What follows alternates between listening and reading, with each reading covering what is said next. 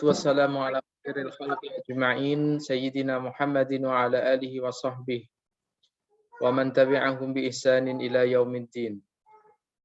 Radina billahi rabba wa bil islami dina wa bi Muhammadin nabiyya wa rasula. Rabbighfirli wa li walidayya wa liman dakhala baitiya mu'mina wa lil mu'minina wal mu'minat wa la tazidin zalimina illa tabara. Baik, rekan-rekan sekalian, melanjutkan pembahasan kita pada pertemuan sebelumnya tentang salah satu kontribusi dari perguruan Islam, khususnya Universitas Islam Sultan Agung, di mana di universitas inilah kita menempa diri kita dengan menimba ilmu. Dan Unisula memiliki sebuah strategi pembelajaran dalam rangka untuk mencapai visi misinya, yaitu membangun generasi khairah ummah. Strategi pembelajaran tersebut disebut dengan budaya akademi Islami.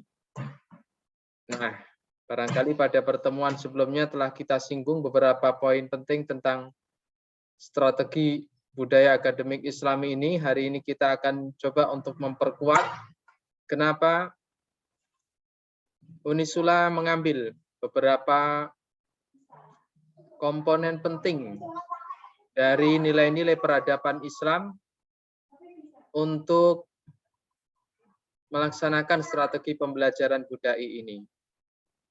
Jadi secara umum rekan-rekan, budaya akademik Islami itu dibagi dalam dua komponen utama.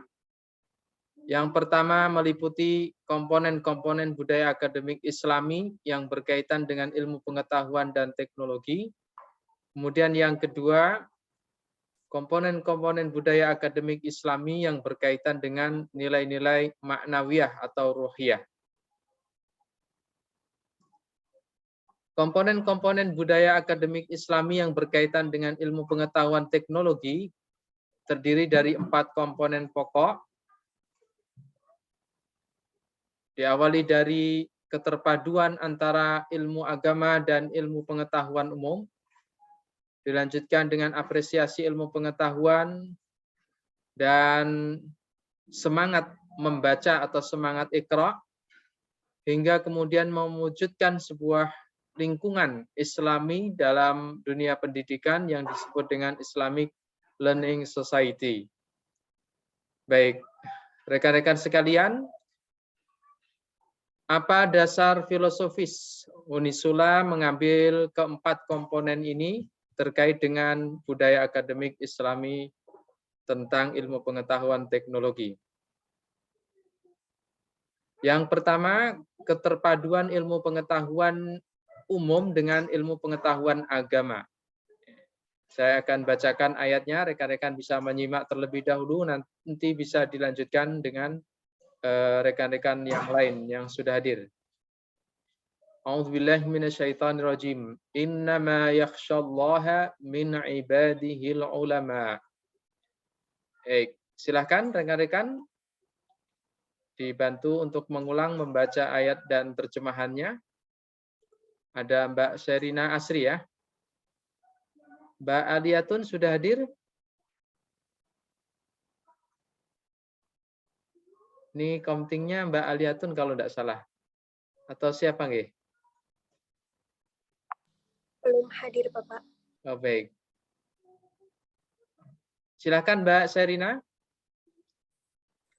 Bismillahirrahmanirrahim.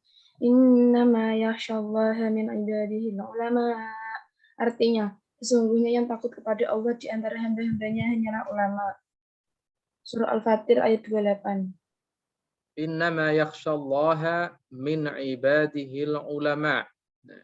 Rekan-rekan sekalian, kalau rekan-rekan membuka mushaf surat Fatir ayat 28 dan beberapa ayat sebelum ayat ke-28 ini, rekan-rekan akan temukan konteks ayat ini berbicara tentang alam semesta.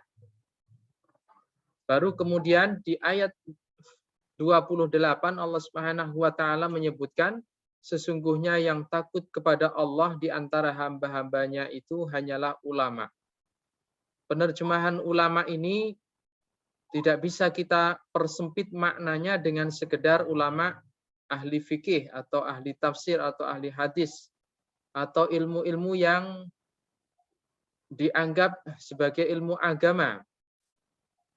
Akan tetapi yang dimaksud dengan ulama di sini adalah para pakar ilmu pengetahuan, apapun ilmu pengetahuan itu yang bisa mengantarkan seseorang kepada sebuah maqam atau tingkatan yaitu khasyatullah, takut kepada Allah.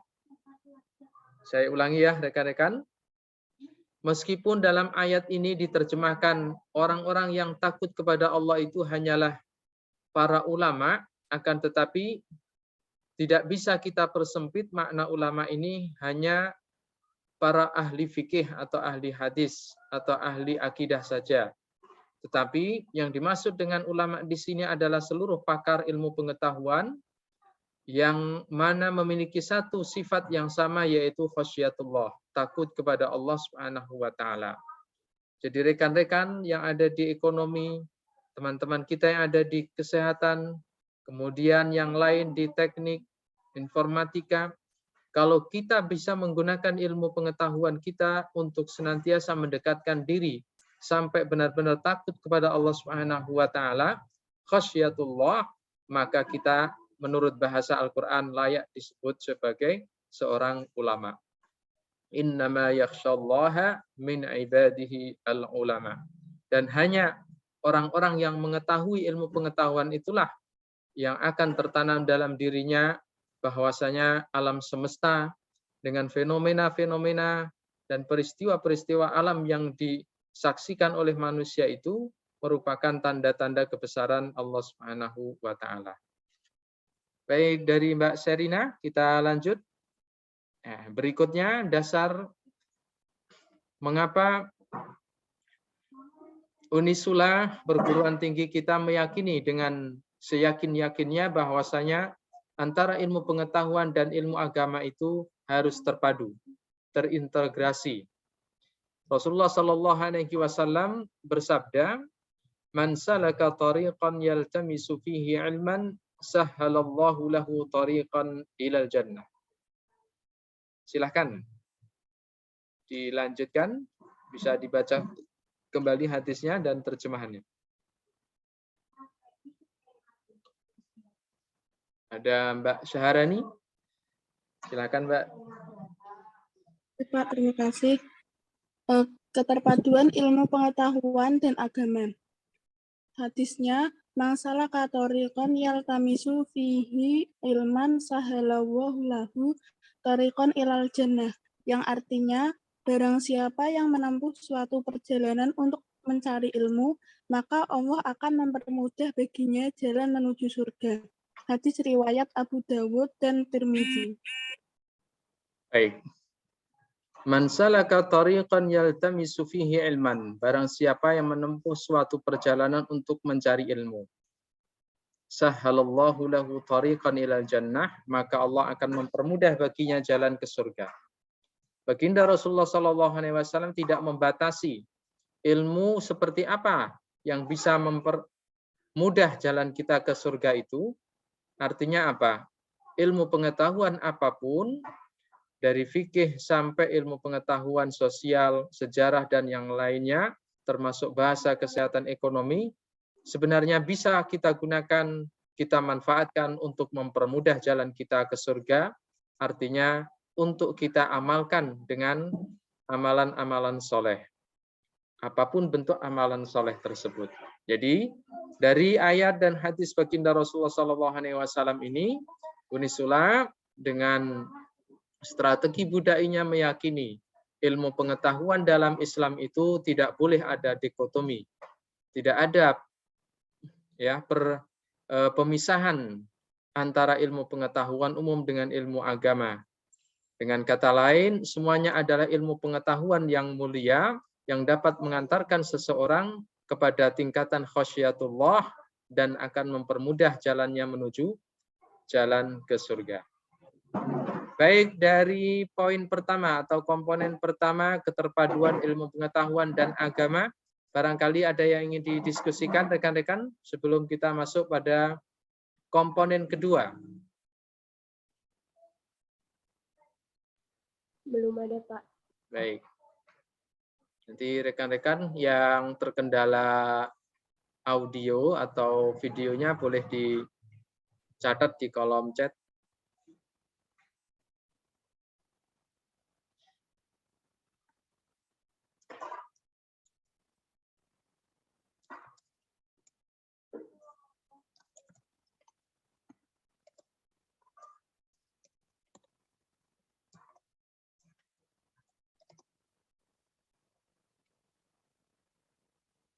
Pada komponen kedua, rekan-rekan sekalian, salah satu komponen budaya akademik Islami kita adalah apresiasi ahli ilmu dan karya ilmiah.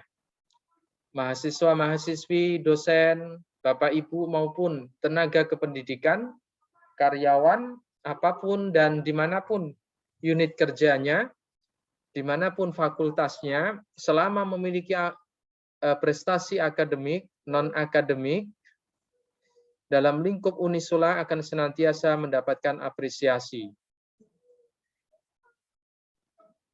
Seperti apapun bentuk apresiasi itu, pada akhirnya kemudian Yayasan Badan Wakaf Sultan Agung dan Universitas akan senantiasa menghargai karya ilmiah siapapun yang terlibat dalam lingkungan Universitas Islam Sultan Agung. Hal ini dasarnya atau filosofisnya dari surat Al-Mujadilah ayat 11. A'udzubillahi minasyaitonirrajim. Yarfa'illahu alladhina amanu minkum walladhina utul ilma darajat. Silakan rekan-rekan yang tidak berhalangan bagi yang mahasiswi untuk membacakan ayat dan terjemahannya. Kalau berhalangan boleh terjemahannya saja. Mbak Amriza, silakan. Bismillahirrahmanirrahim. Yarfa'illahu alladzina amanu minkum walladzina utul ilma darajat. Artinya, niscaya Allah akan meninggikan orang-orang yang beriman di antaramu dan orang-orang yang diberi ilmu pengetahuan beberapa derajat. Surat Al-Mujadilah ayat 11. Ya, perhatikan rekan-rekan. Niscaya Allah akan meninggikan orang-orang yang beriman di antaramu. Meninggikan di sini bukan maksudnya tinggi badannya dinaikkan ya atau ditambahi, tetapi meninggikan maknawiyahnya, derajatnya, kedudukannya. Bukan berarti kemudian atau tidak harus diberi jabatan tertentu, tidak. Tetapi Allah Subhanahu wa taala memandang orang-orang beriman dan orang-orang yang memiliki keilmuan ditunjukkan dengan hasil dari keilmuannya itu berupa karya-karya ilmiah, Allah Subhanahu wa taala akan memberikan kesempatan. Pasti akan ada seseorang, lembaga atau instansi yang akan mengapresiasinya. Dalam merefleksikan ayat ini, Unisula menangkap bahwasanya kalau Allah Subhanahu wa taala menghargai dengan sebaik-baiknya orang yang beriman dan orang yang berilmu, termasuk karya-karya ilmiahnya, maka sudah sepantasnya sebuah lembaga Islam juga menghargai dan mengapresiasi seseorang yang memiliki kepakaran dalam keilmuan, dilandasi dengan keimanan yang kuat, dan ditunjukkan dengan karya-karya ilmiahnya. Oleh karena itu, karya ilmiah apapun bentuknya, artikel, opini, buku, HKI, dan produk-produk apapun yang terlahir dari Civitas Academica Unisula pasti akan mendapatkan penghargaan dari kampus atau universitas dan yayasan. Ayat ini dikuatkan oleh sebuah sunnah hadis baginda Rasulullah SAW tentang bagaimana baginda Rasulullah sangat menghargai orang yang mau beramal soleh, tentunya dengan ilmu pengetahuannya. Dan baginda Rasulullah SAW pun pernah mendoakan salah seorang sahabatnya agar diberi ilmu pengetahuan yang luas. Beliau mendoakan sahabat tersebut hanya karena berkhidmah kepada baginda Rasulullah dengan menyiapkan air untuk beristinja atau taharah. An Ibnu Abbas radhiyallahu anhuma qala inna an-nabiy sallallahu alaihi wasallam dakhala al-khala' fa wada'tu lahu wudu'an qala man wada'a hadha fa ukhbira fa qala Allahumma faqihhu fid din wa fi lafdin akhar qala dammani wa qala Allahumma 'allimhu al-kitab. Ya. Silakan rekan-rekan bisa dibacakan.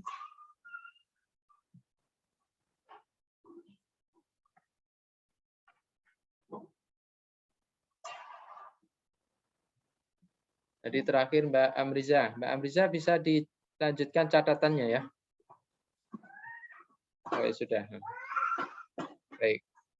Berikutnya silakan rekan-rekan.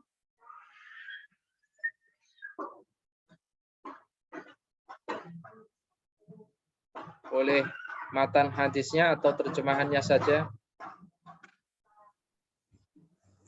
Terjemahannya nggih, Pak. Oke, silakan. Siapa ini? Diriwayatkan dari Ibnu Abbas nih. Itu Terpotong.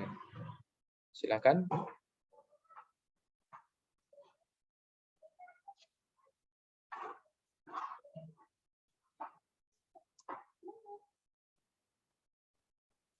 Rasulullah pun berkata, siapa yang meletakkan ini? Seorang memberitahu beliau. Beliau berkata, dekatkan kepadaku dan berkata,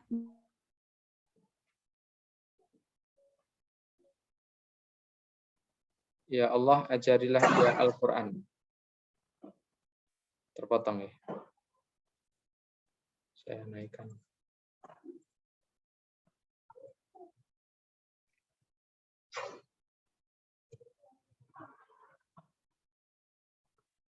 Mbak Ani, sudah terlihat? Sekali lagi Mbak Ani. sudah Bapak.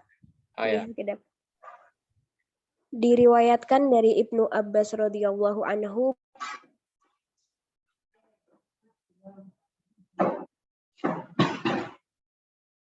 Terputus suaranya, Mbak Ani.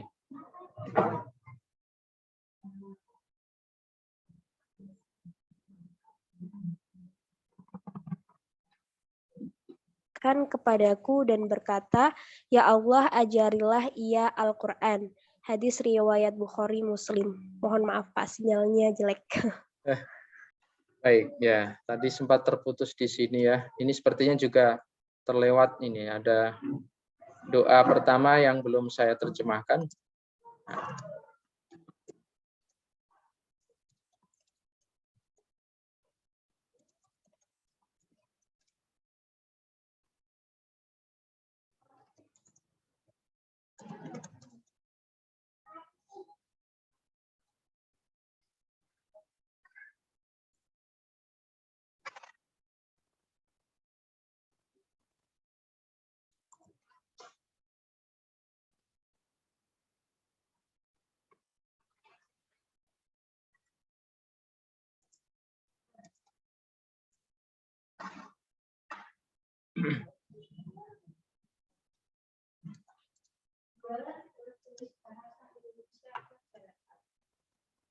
Baik.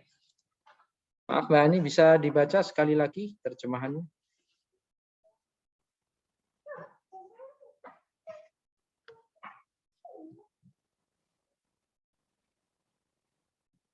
Coba.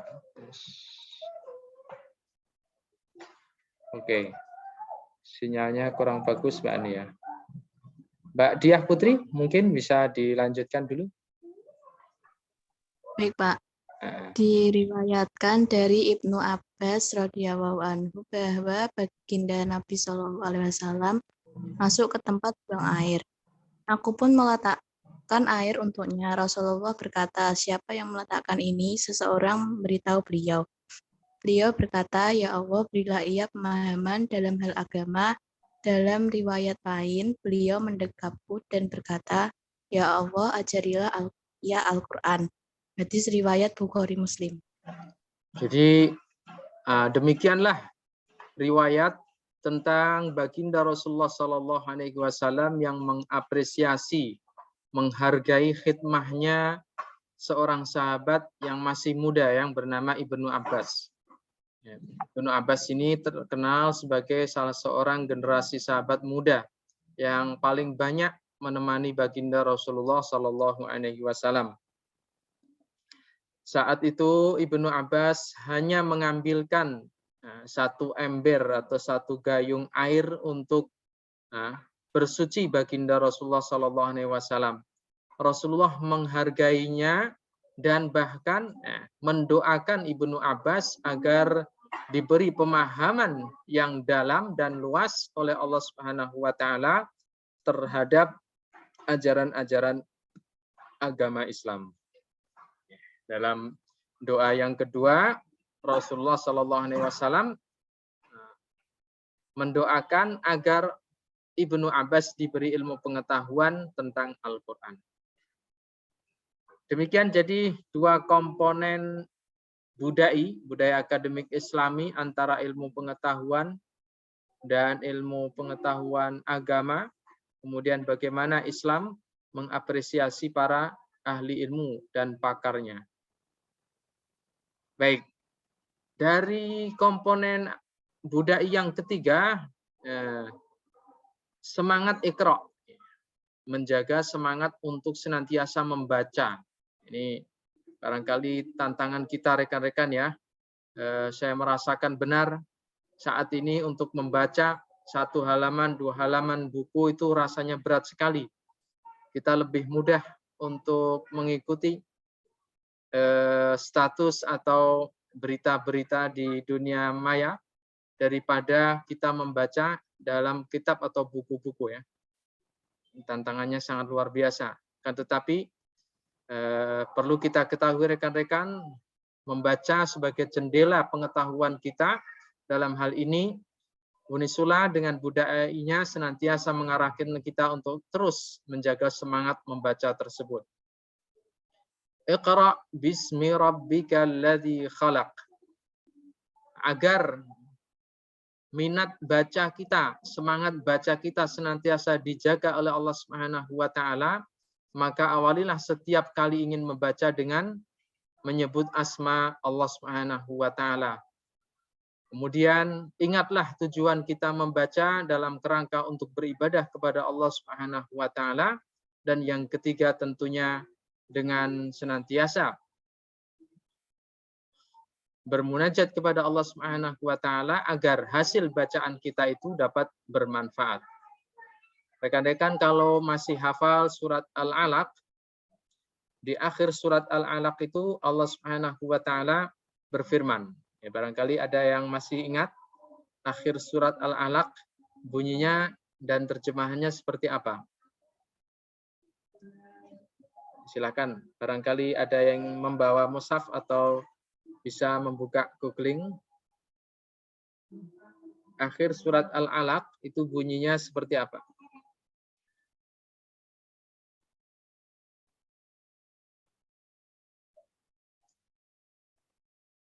Sambil menunggu barangkali rekan-rekan yang lain menyiapkan.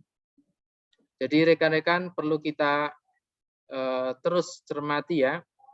Dari satu tahapan dan jenjang sekolah, perkuliahan, tentunya pola dan cara kita membaca harus berbeda, harus senantiasa berkembang. Cara kita membaca waktu TK berbeda cara kita membaca waktu SD. Cara kita membaca saat SMP berbeda lagi dengan cara kita membaca saat SMA. Apalagi harus berbeda ya tentunya ketika kita sudah kuliah. Cara membaca, daya baca, dan minat baca kita tentunya harus lebih tinggi dan lebih kuat lagi. Baik, mungkin ada yang sudah menemukan akhir surat Al-Alaq? Akhir surat Iqra. Bunyinya seperti apa? Sampun. Nah, sinten, monggo. Mbak Ani? Nggih, Pak. Nggih, silakan, Mbak. Kalala tuti'hu wasjud waqtarib. Artinya, sekali-kali tidak, janganlah kamu patuh kepadanya dan sujudlah serta dekatkanlah dirimu kepada Allah. Saya garis bawahi dua kata yang terakhir Mbak Ani dan rekan-rekan ya. Sujud dan bertakarublah, mendekatlah kepada Allah. Kalau rekan-rekan kaitkan dengan ayat yang pertama, maka mungkin bisa kita tarik benang merah. Tujuan membaca kita harus bisa mengantarkan kita semakin dekat kepada Allah Subhanahu wa taala. Kalau daya baca dan tujuan membaca hasil baca kita belum bisa mendekatkan diri kita kepada Allah, maka perlu kita koreksi. Apa yang selama ini kita baca? Bagaimana cara kita membaca? Untuk apa kita membaca? Baik, kemudian ayat tersebut diperkuat oleh hadis baginda Rasulullah SAW sebagai berikut. Wa majtama'a qaumun fi baitin min buyutillah yatluna kitaballah wa yatadarasunahu bainahum illa nazalat alaihimus sakinah wa ghashiyatuhumur rahmah wa haffathumul malaikah wa dzakarahumullahu fi man indah. Silakan dibacakan artinya atau matan hadisnya, silakan. Mbak Vicky Inaratul. Artinya saja ya, Pak. Baik, silakan Mbak Inaratul. Terima kasih sebelumnya. Dan tidaklah sekelompok orang berkumpul di rumah Allah membaca Al-Quran dan mempelajarinya, kecuali pasti ketenangan akan turun kepada mereka. Rahmat akan menyelimuti mereka, dan para malaikat akan melindungi mereka.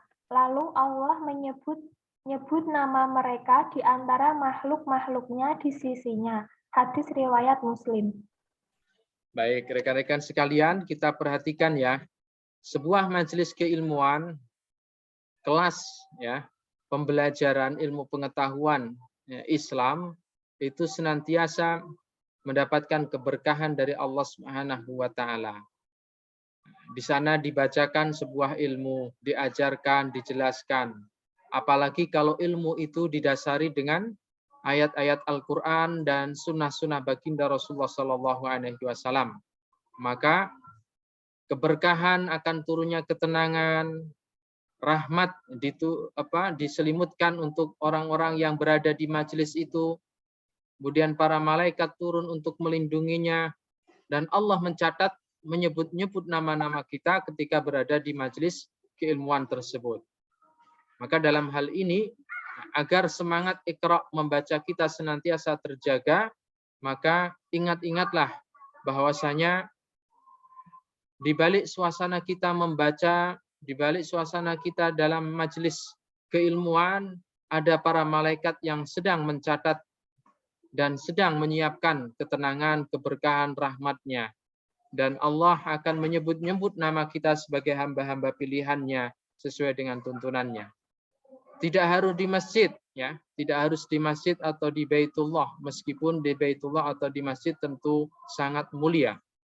Di kelas yang dimana di sana dijaga keadaban dan ruh atau semangat atau spirit Islam juga termasuk tempat yang mulia untuk belajar, membaca, dan mengkaji ilmu-ilmu pengetahuan. Jadi dimanapun tempat kita berada, memang di sana ada tempat-tempat pilihan yang lebih utama. Namun pada intinya, kalau kita mau membaca, kalau kita mau mengkaji dimanapun kita berada, tentunya dengan menjaga adab membaca, apalagi bisa menjaga kesucian diri jiwa kita, maka tentunya keberkahan dan ketenangan Allah itu akan diturunkan. Jadi demikian komponen budaya yang ketiga adalah semangat membaca. Kemudian komponen yang keempat berkaitan dengan ilmu pengetahuan adalah terciptanya Islamic Learning Society. Al-Bi'ah Al-Islamiyah At-Ta'limiyah An-Nadhifah. Lingkungan Islami untuk belajar. Dasarnya adalah firman Allah Subhanahu wa taala surat At-Taubah ayat 119 ini. Ya ayyuhalladzina amanu taqullaha wa kunu ma'as shadiqin. Hai orang-orang yang beriman, bertakwalah kepada Allah dan hendaklah kamu bersama orang-orang yang benar, orang-orang yang jujur, orang-orang yang tulus. Artinya apa rekan-rekan? Selain kita diperintahkan oleh Allah Subhanahu wa taala untuk senantiasa menjaga ketakwaan kita secara pribadi, kita juga diarahkan oleh Allah Subhanahu wa taala untuk membuat sebuah komunitas, sebuah lingkungan yang memadai, yang bersih, sehat, sesuai dengan tuntunan dan nilai-nilai ketakwaan tersebut. Dan di antara indikator tanda lingkungan yang bersih untuk belajar itu adalah adanya orang-orang yang jujur, yang ikhlas, dan senantiasa berkomitmen dengan kebenaran. Silakan bisa diulangi rekan-rekan ayatnya dan terjemahannya. Ada Mas Hilmi? Ya, Pak. A'udzubillahi minasyaitonirrajim. Bismillahirrahmanirrahim. Ya ayyuhalladzina amanu taqullaha wa kunu ma'as-shadiqin.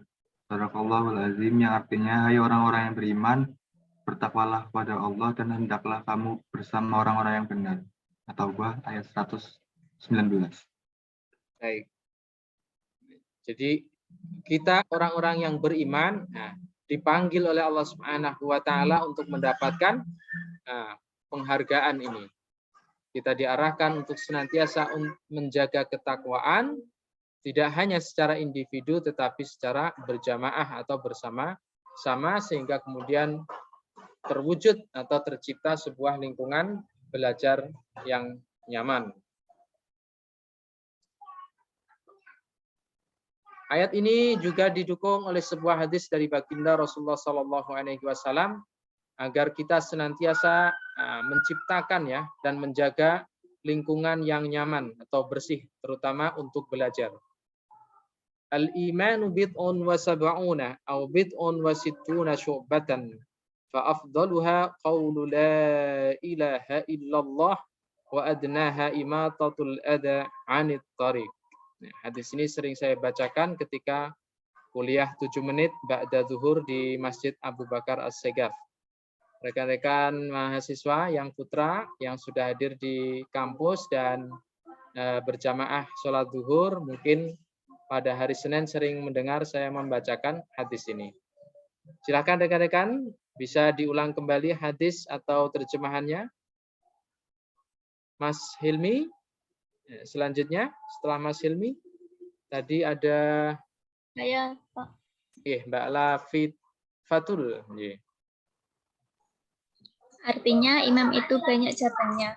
Cabang yang paling mulia adalah la ilaha illallah. Sedangkan yang paling rendah adalah menyingkirkan sesuatu yang membahayakan dari jalanan. Baik, mungkin Mbak Lafifatul atau sebagian rekan-rekan bertanya, kenapa mengucapkan la ilaha illallah itu paling mulia, Pak Sugeng? Padahal kan sangat ringan, sangat mudah. Ya, kalau kita sekedar membacakan atau mengucapkan mungkin terasa sangat ringan bagi kita yang sudah terbiasa, yang pertama. Tapi bagi sebagian orang yang sudah atau belum, yang belum terbiasa atau tidak pernah mengucapkan sama sekali kalimat la ilaha illallah itu sangat berat. Itu yang pertama. Yang kedua, kalau kita renungi kandungannya, seluruh ajaran agama Islam dari yang kecil sampai yang besar, baik yang disebutkan dalam rukun iman maupun yang disebutkan dalam rukun Islam, semuanya kembali kepada kalimat tauhid la ilaha illallah. Sehingga ketika kita sholat itu sebenarnya menegakkan kalimat la ilaha illallah. Demikian juga ketika kita puasa, zakat, haji, dan umroh, bahkan sampai berjihad di jalan Allah Subhanahu wa taala, semuanya li'i'la'i kalimati la ilaha illallah, untuk mengangkat kalimat tauhid la ilaha illallah. Nah, oleh karena itu di sini disebutkan cabang yang paling besar, yang paling mulia adalah la ilaha illallah. Bukan hanya sekedar mengucapkan, tetapi juga berkomitmen dengan setiap kegiatan atau aktivitasnya. Baik, berikutnya komponen-komponen budai yang berkaitan dengan nilai-nilai maknawiyah atau ruhiyah ada 6 ya. Ada sholat berjamaah, kebanyakan. Kemudian ada pemberdayaan masjid. Kemudian berbusana islami. Yang keempat, menjaga toharoh, sucian. Kemudian kelima, senantiasa menjadi tauladan terbaik, teladanan. Dan yang keenam, mewujudkan akhlak mulia dalam kehidupan dan kegiatan sehari-hari. Apa dasar filosofis tuntunan syariat terkait dengan komponen-komponen budaya akademik Islami tersebut? Mari kita baca yang pertama. Semangat berjamaah atau bersama-sama. Ini mirip komponen tentang Islamic Learning Society ya. Nah, kita coba baca sebuah ayat dari doa. Ini Nabi Sulaiman pernah berdoa demikian.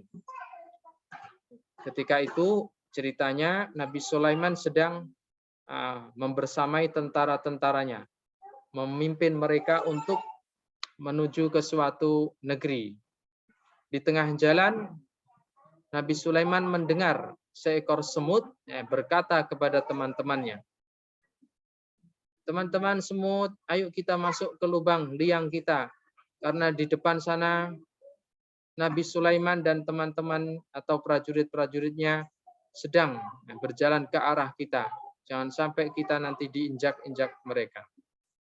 Kemudian Nabi Sulaiman karena memahami bahasa hewan, termasuk bahasa semut, bersyukur atas karunia nikmat Allah bisa mendengarkan ucapan semut tersebut dan memahaminya.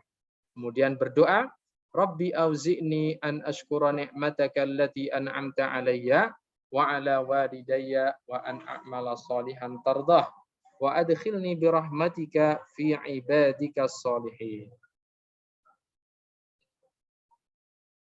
Baik, rekan-rekan, di tempat saya sudah adzan zuhur ini ya.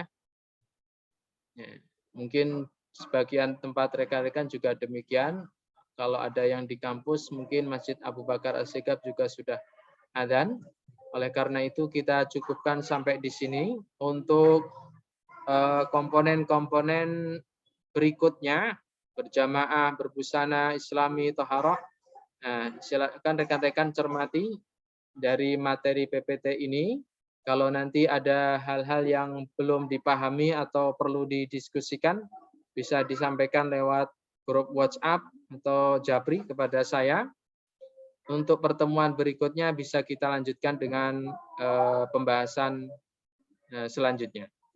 Jadi sampai di sini dulu rekan-rekan pertemuan kita cukupkan sampai di sini dan sampai jumpa kembali lagi untuk pekan mendatang insya Allah. Barangkali ada yang ingin ditanyakan?